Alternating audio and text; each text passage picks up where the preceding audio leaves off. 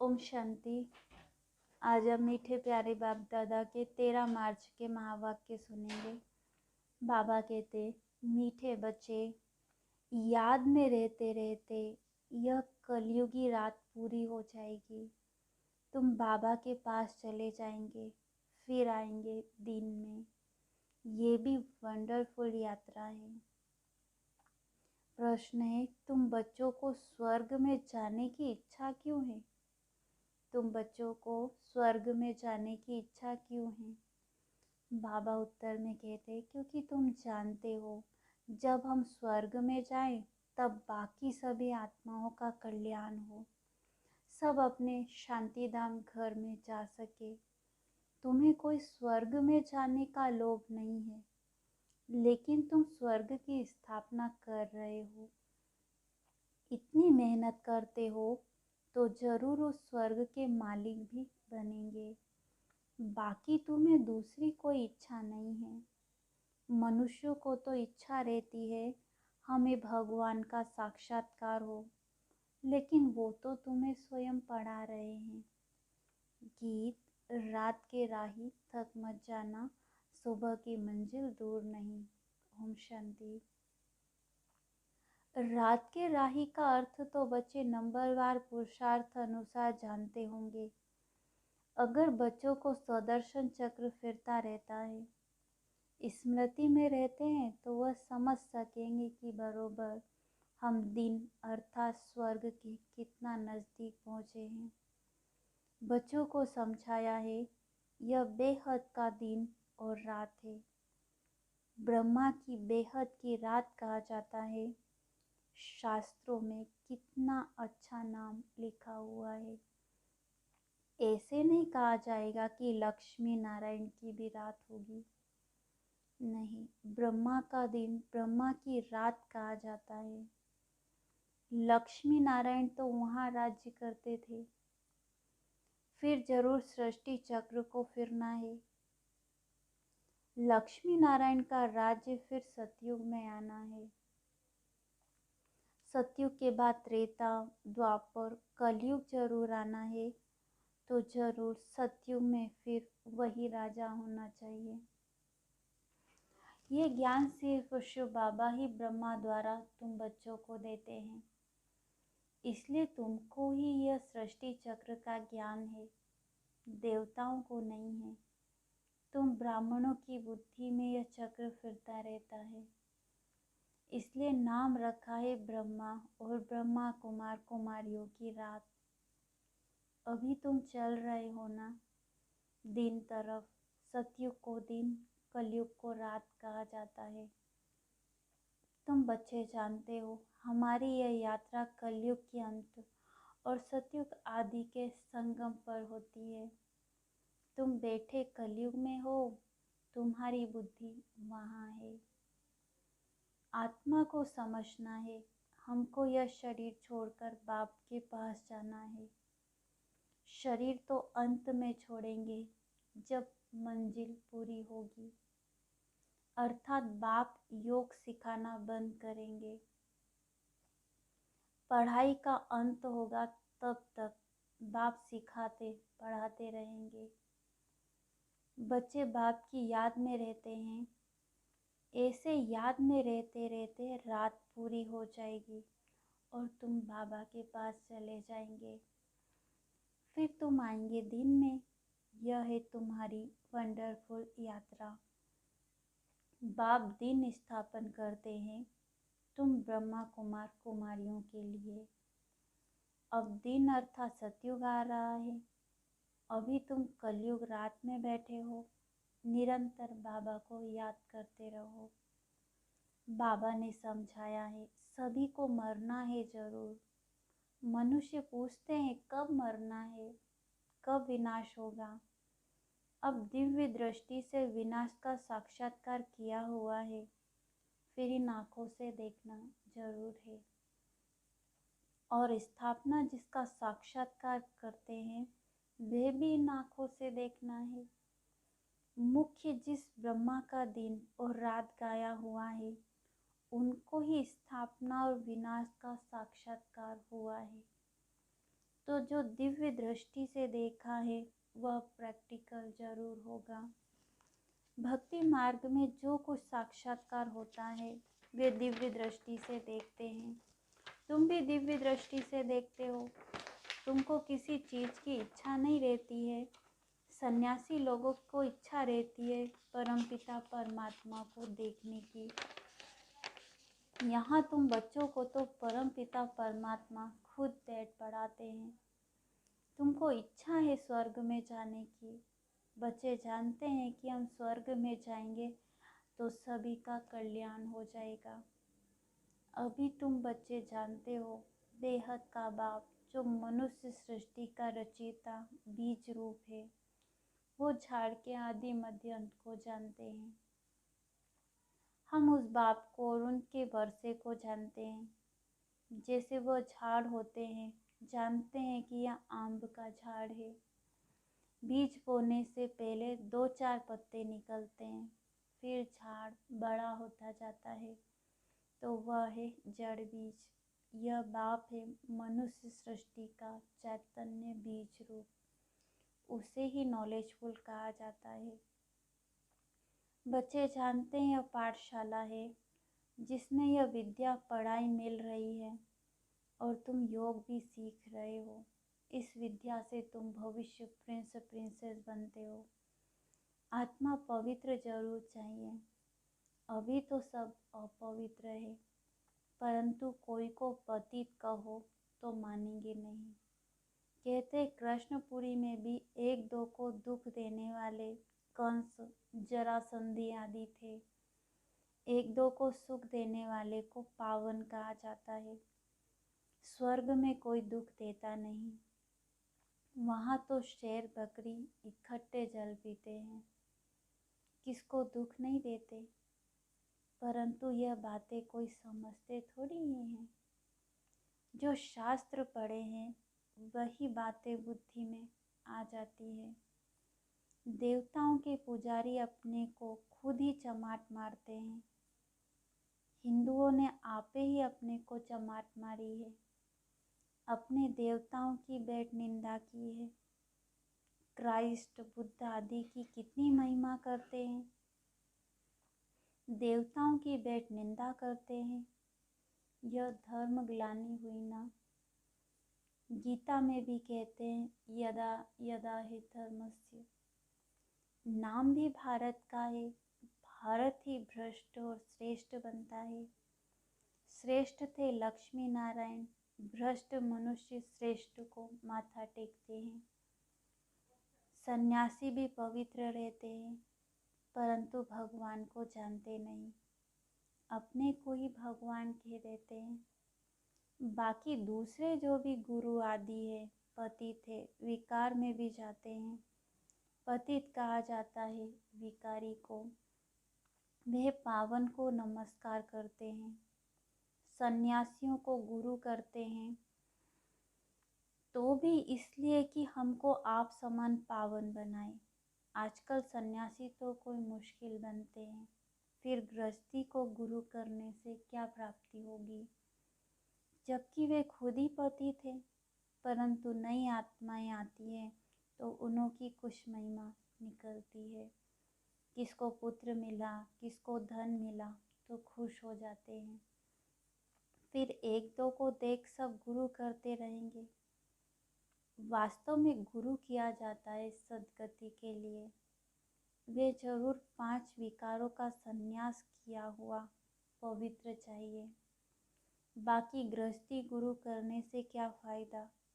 बड़े बड़े गृहस्थी गुरु हैं जिनके हजारों फॉलोअर्स हैं। कोई एक ने गुरु किया तो वह गद्दी चली आती है। शिष्य लोग उनके पांव धोकर पीते हैं। इनको अंधश्रद्धा कहा जाता है। मनुष्य भल गाते हैं कि हे भगवान अंधों की लाठी तू, परंतु इसका अर्थ भी वो नहीं समझते। अंधा बुद्धिहीन बनाती है माया, रावण सब पत्थर बुद्धि बन जाते हैं।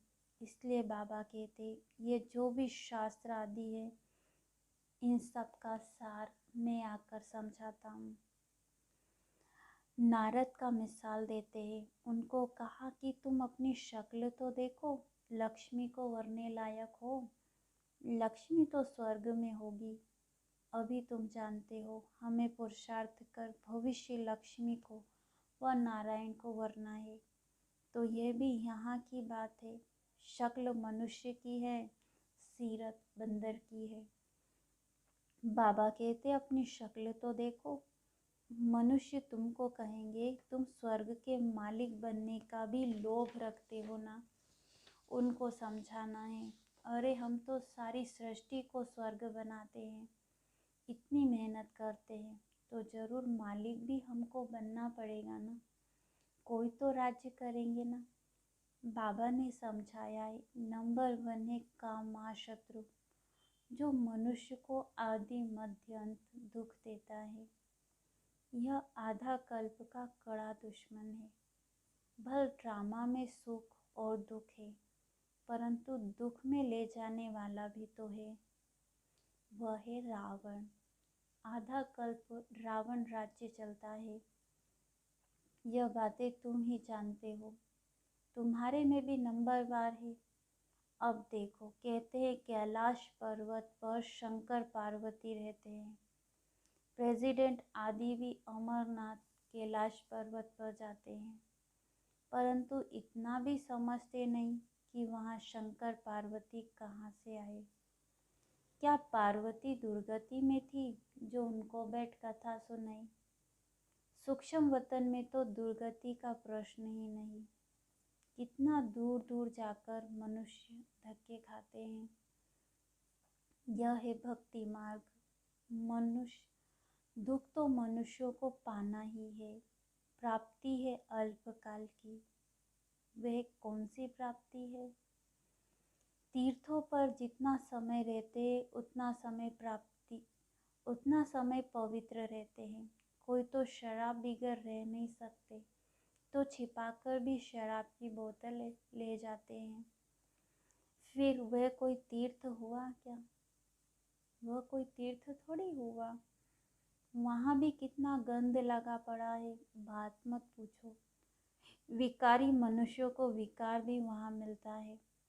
मनुष्यों को ज्ञान नहीं है तो समझते हैं भक्ति अच्छी है, उनसे ही भगवान मिलेगा। आधा कल्प भक्ति के धक्के खाने पड़ते हैं। आधा कल्प के बाद जब भक्ति पूरी होती है तो भगवान फिर आते हैं। बाबा को तरस पड़ता है।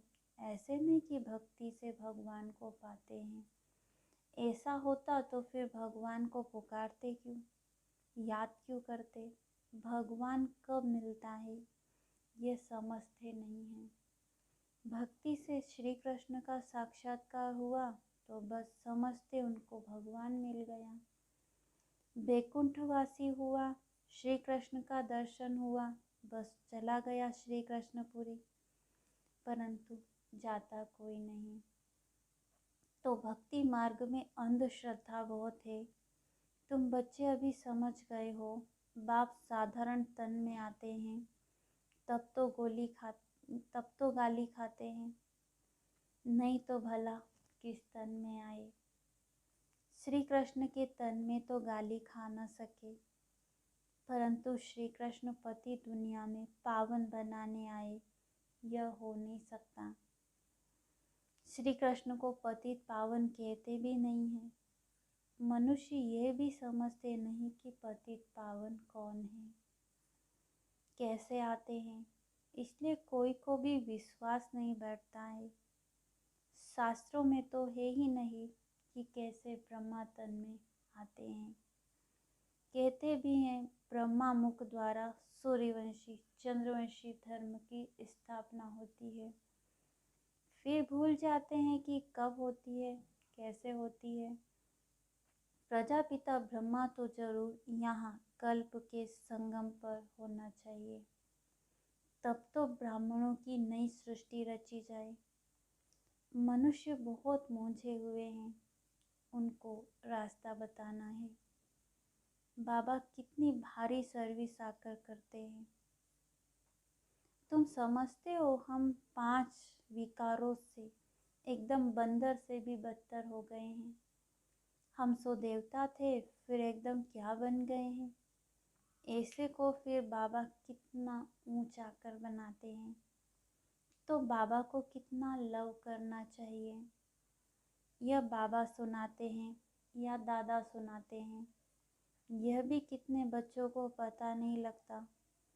बाबा कहते हैं, विचार करो, मैं सदैव रथ पर हाजिर रह सकता हूँ। यह तो हो नहीं सकता, मैं तो आता ही हूँ सर्विस पर। बाबा के पास समाचार आया था। कोई ने पूछा, क्या मनुष्य किसको सुख दे सकते हैं? यह मनुष्य के हाथ में है।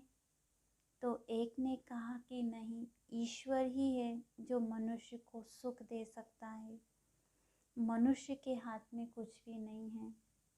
तो कोई बच्चे ने फिर समझाया कि मनुष्य ही सुख देता है, मनुष्य ही सब कुछ करता है, ईश्वर के हाथ में कुछ नहीं है। अरे तुम थोड़ी ही कुछ देते हो, ईश्वर के हाथ में है, में ही तो है ना। ईश्वर के हाथों में ही तो है ना। समझाना चाहिए, श्रीमत पर चलना है। परम पिता की श्रीमत बिगैर कोई सुख दे ना सके। अपनी बड़ाई नहीं करनी चाहिए। हम श्रीमत पर सारे सृष्टि को स्वर्ग बनाते हैं, तो देखो कितनी भारी भूल बच्चों की होती है। वह कहते ईश्वर के हाथ में है, बीके कहते कि मनुष्य के हाथ में है। वास्तव में है तो बाबा के हाथ में। श्रीमत बिगैर कुछ कर नहीं सकते। मनुष्य बिल्कुल बर्थ नॉट ए पेनी बन जाते हैं। बाबा कहते रावण मनुष्य को पत्थर बुद्धि बना देते हैं, मैं आकर तुमको पारस बुद्धि बनाता हूँ। महिमा सारी बाप की करनी है। हम श्रीमत पर चल रहे हैं। ईश्वर बिगर मनुष्य को कोई श्रेष्ठ बना नहीं सकता। अच्छा, बाबा का याद प्यार। ब्रह्मा मुख वंशावली, ब्राह्मण कुलभूषण, स्वदर्शन चक्रधारी, मीठे मीठे सिक्की लदे बच्चों प्रति माता पिता बाप दादा का याद प्यार और गुड मॉर्निंग। रूहानी बाप की रूहानी बच्चों को नमस्ते। हम रूहानी बच्चों की रूहानी बाप दादा को याद प्यार, गुड मॉर्निंग, नमस्ते। धारणा के लिए मुख्य सार। बाबा जो इतनी सर्विस करते हैं, हमें इतना ऊंच देवता बनाते हैं, ऐसे बाप से दिल का सच्चा लव रखना है। देवताओं समान सबको सुख देना है। दूसरा है, एक बाबा की सदा महिमा करनी है, अपनी बड़ाई नहीं दिखानी है। वरदान है आज का। सेवा का पार्ट बजाते, पार्ट से न्यारे और बाबा के प्यारे रहने वाले सहज योगी भव। सेवा का पार्ट बजाते, पार्ट से न्यारे और बाप के प्यारे रहने वाले सहज योगी भव। डिटेल है। कई बच्चे कहते योग कभी लगता है कभी नहीं लगता है। इसका कारण है न्यारेपन की कमी है। न्यारे ना होने के कारण प्यार का अनुभव नहीं होता, और जहाँ प्यार नहीं वहाँ याद नहीं। जितना ज़्यादा प्यार उतनी सहज याद। इसलिए संबंध के आधार पर पार्ट नहीं बजाओ, सेवा के संबंध से पार्ट बजाओ तो न्यारे रहेंगे। कमल पुष्प समान पुरानी दुनिया के वातावरण से न्यारे और बाप के प्यारे बनो तो सहज योगी बन जाएंगे। स्लोगन। ज्ञानी वह है जो कारण शब्द को मर्ज कर हर बात का निवारण कर दे। ज्ञानी वह है जो कारण शब्द को मर्ज कर हर बात का निवारण कर दे। आज के अव्यक्त इशारे की पॉइंट सुनेंगे। आजकल के ज़माने में वेस्ट से वेस्ट बनाते हैं। आजकल के ज़माने में वेस्ट से बेस्ट बनाते हैं, वेस्ट को ही बचाते हैं। तो आप सभी बचत का खाता सदा स्मृति में रखो, बजट बनाओ, संकल्प शक्ति, वाणी की शक्ति, कर्म की शक्ति, समय की शक्ति कैसे और कहाँ कार्य में लगानी है। ऐसे ना हो कि यह सब शक्तियाँ व्यर्थ चली जाए। संकल्प भी व्यर्थ व साधारण ना हो, उन्हें भी बचाओ। सदा समर्थ संकल्प करो। अच्छा, ओम शांति।